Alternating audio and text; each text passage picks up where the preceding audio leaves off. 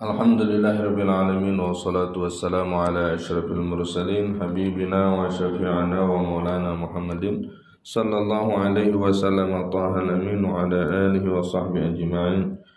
Rabbi shrah li sadri wa yassir li amri wa hlul 'uqdatam min lisani yafqahu qawli saddid lisani wa hdi qalbi bi haqqi sayyidina Muhammad sallallahu alaihi wasallam.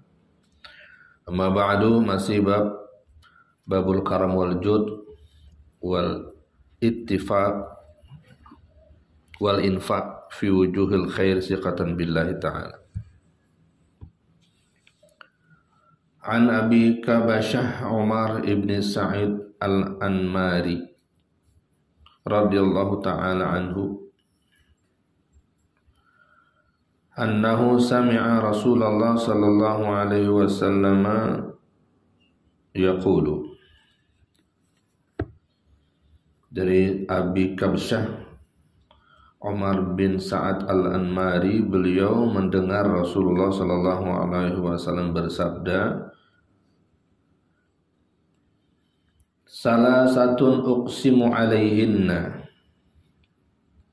Beliau bersabda, tiga hal yang aku bersumpah atasnya. Jadi ini perkara besar. Wa ahaditsukum hadisan, dan akan aku sampaikan nasihat, akan aku sampaikan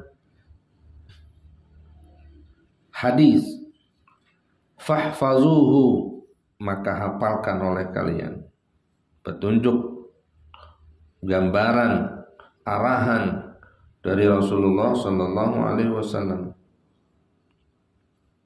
Yang pertama yang Nabi bersumpah atasnya, artinya hakikatnya seperti ini. Jangan terbuai tertipu dengan kamuflase yang tampak. Apa itu? Manaqasa malu 'abdin min sadaqatin. Itu Nabi bersumpah tuh. Tidak berkurang harta seseorang gegara disedekahin. Nah, itu Nabi bersumpah. Tinggal kita mau ngikutin siapa nih? Kalau secara zahir tampak sekilas, tanpa perenungan, tanpa pengetahuan, uang yang dikeluarkan ya berkurang. Tapi hakikatnya tidak mengurangi sama sekali. Nabi bersumpah atasnya. Kemudian apalagi yang Nabi bersumpah, wala zulima 'abdun mazlamatan sabar 'alaiha illa zadahullahu 'izzan. Tidaklah seseorang dizalimi dengan satu kezaliman lalu dia bersabar atas dizalimi tersebut, illa zadahullahu 'izzan, kecuali Allah akan tambahkan kepadanya kemuliaan. Sebagaimana disebutkan sebelumnya, ada perkara yang terbalik menurut kebiasaan kita. Ada orang bilang, ngapain kita maafin dia? Ntar kalau udah seperti itu, ibarat kata dikasih daging pengennya hati, udah dikasih hati pengennya jantung. Jangan dikasih enak, jangan dimaafin orang. Tapi ternyata rumus yang Nabi bersumpah atasnya, bila orang bersabar atas kezaliman, tidak ada yang bertambah kepadanya kecuali kemuliaan.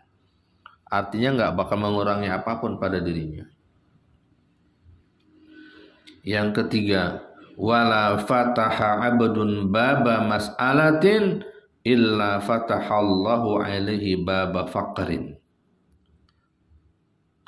Menurut pikiran akal manusia yang kurang, apabila dia meminta kepada orang lain, itu baginya adalah keuntungan. Kenapa? Karena tak perlu harus berpikir banyak, tidak harus menguras tenaga, waktu dan lain sebagainya, tinggal minta dikasih sama orang, kan untung itu. Nambah dia punya harta. tapi ternyata tidak begitu. Nabi bersumpah, tentunya demi Allah, wala fataha abdun baba mas'alatin, tidaklah seseorang membuka pintu minta-minta, illa fatahallahu alaihi baba faqrin, kecuali malah justru Allah bukakan pintu kesusahan, pintu kefakiran atasnya. Ini manjur sekali karena sudah disumpahi oleh Nabi Shallallahu Alaihi Wasallam. Oh, tapi kan ada itu orang yang minta-minta dikoordinir, minta-minta di lampu merah, di jalanan. Yang dikoordinir ternyata di kampungnya punya mobil, punya rumah. Itu mungkin 1.000 atau 10.000 orang. Dari 10.000 orang, satu aja yang seperti itu. Atau 1.000 orang, satu seperti itu. Enggak bakal jadi kaya. Yang ada malah tambah susah. Jangan pula satu di antara sekian 1.000 itu menjadi inspirasi kita untuk minta. Benarlah sabda Rasulullah SAW, dan yakini itu dan jauhilah pantang larangnya. Au kalimatan nahwaha, atau kalimat yang seumpama itu. Wa uhadditsukum hadisan, dan aku sampaikan penjelasan kepada kalian, kata Nabi. Fahfazuhu, jaga ini. Faqala, Nabi melanjutkan, innamad dunya li arba'ati nafarin. Setelah menjelaskan apa yang disumpahi oleh Nabi tadi itu, lalu Nabi menjelaskan pula apa tingkatan ekonomi orang-orang yang ada di dunia ini dan sikapnya. Innamad dunya li arba'ati nafarin, kata beliau. Sesungguhnya dunia itu untuk 4 golongan. Maksudnya ada 4 golongan nih di dunia ini nih. Enggak lebih dari itu. Yang pertama, abdin razaqahullahu malan wa ilman.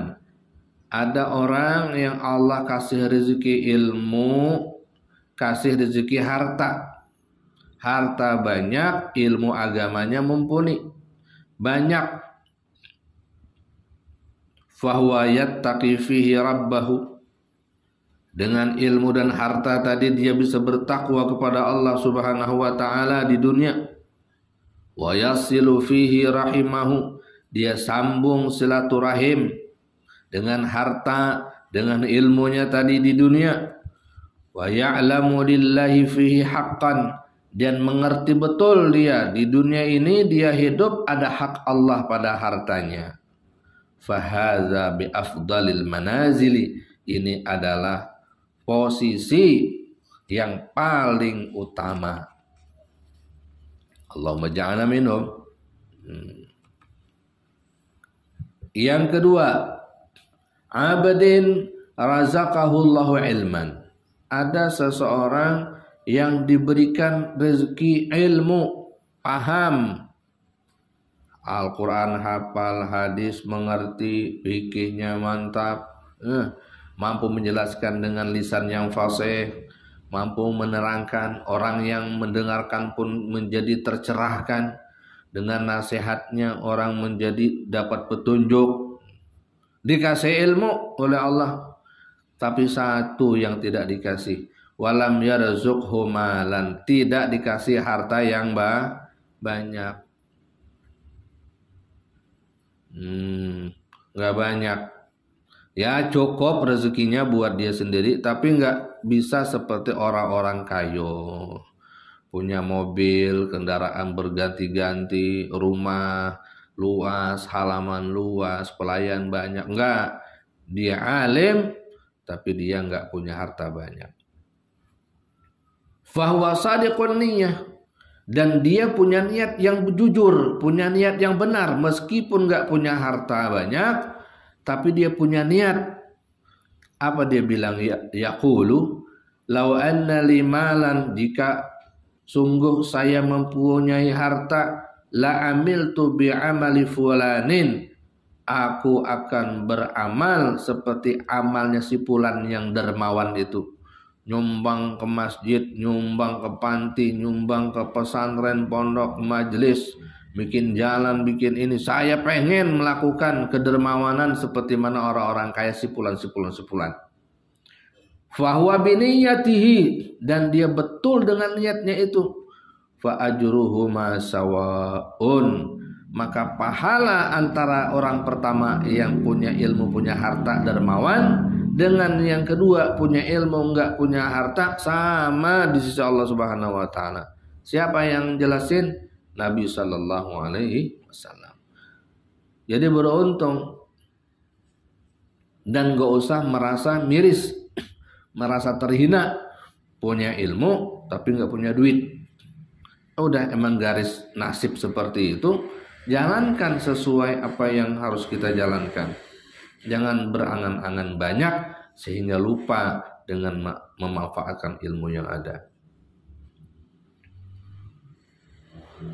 Wa 'abdin razaqahullahu malan. Yang ketiga, ini golongan ketiga.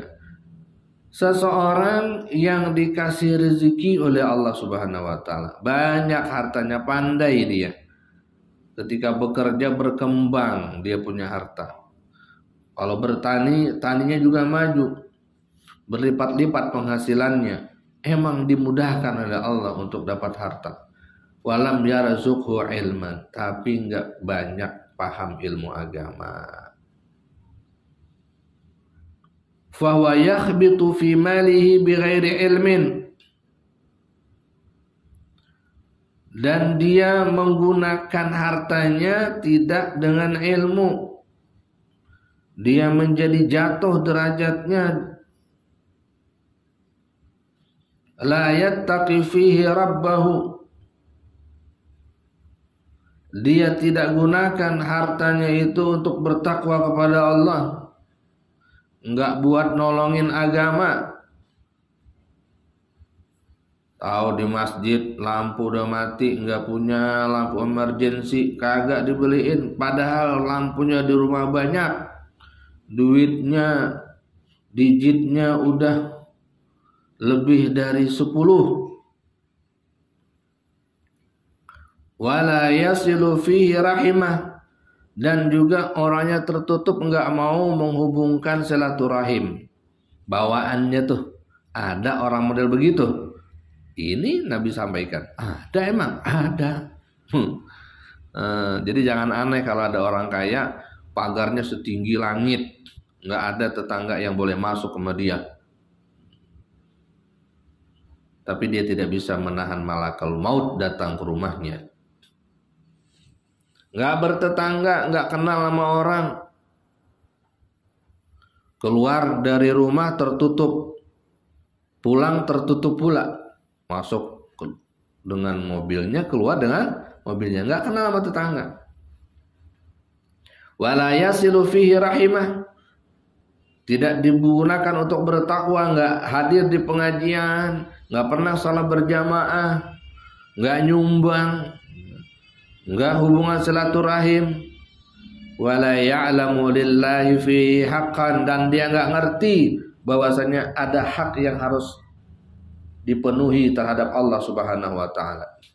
Ada kewajiban yang dia harus penuhi, ada hak Allah pada hartanya. Allah fahaza bi akhbasil manazil, ini orang termasuk derajat yang paling buruk.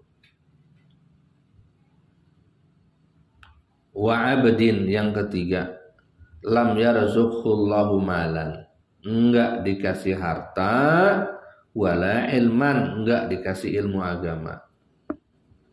Jadi hidupnya susah, serabutan. Udah itu enggak sholat, ya enggak puasa. Fahuwa yaqulu, jelek pula nih niatnya nih, keinginannya tuh. Lau anna li malan, kalau seandainya saya punya harta, la amiltu fihi bi'amali fulanin, saya bakal seperti si fulan yang banyak duit, melakukan maksiat-maksiat, maka dia juga dapat nilai maksiat. Kalau dia gunakan niatnya itu untuk seperti orang soleh, kalau seandainya saya punya uang, saya nyumbang dan kalau saya punya kendaraan, bisa hadir kali maulid di sana saya bisa hadir, pengajian di sana saya bisa hadir. Fahuwa niyatuh, dan dia betul dengan niatnya itu, fauzuhu masawa, maka keberhasilannya, kesuksesannya sama. Wa qala hadisun hasanun sahih. Jadi bagaimana kita, di tingkatan mana kita sekarang? Kalian masih tahap belajar, ilmunya sedang dicari, mudah-mudahan kebaikan bertambah-tambah untuk kalian semua. Amin Allahumma amin. Jadi hartanya bisa diatur nanti setelah dapat ilmu. Kan ilmunya dulu, hartanya nyusul. Kalau sekarang kamu dikasih harta, minta izin mulu. Maka alhamdulillah orang tua kalian itu enggak dikasih harta yang banyak. Kalau seandainya orang tua kalian tuh punya uang 271 triliun, kira-kira ada di pondok ini enggak? Kagak kenal, mau bosan nggak kenal. Ya Allah, jalannya di udara terus, jalan macet juga nggak pernah. Itu apa bunyi itu? Ambulan ya. Bebas hambatan terus. Nggak kenal sama ikan asin, nggak kenal sama kangkung, nggak kenal dengan timun rebus, ya. Nggak kenal nyapu, nggak kenal dengan sisa makanan, nggak kenal mau berebutan berkat. Kenapa? Orang tuanya punya uang 271 triliun. Alhamdulillah, orang tua saya punya kebun. Kalau di kampung 4-3 baris. Ada yang nelayan, hari ini dapat, besok kagak. Alhamdulillah, jadi hidupnya cukup. Maka bisa mondok. Jadi ada nikmat yang kita tidak ketahui, tapi sebenarnya kita dihujani terus rahmat oleh Allah Subhanahu wa taala. Ini ada 4 golongan, kita posisinya di mana? Ya tentunya inginnya yang nomor 1. Kalau nggak bisa nomor 1, minimal nomor 2. Iqra.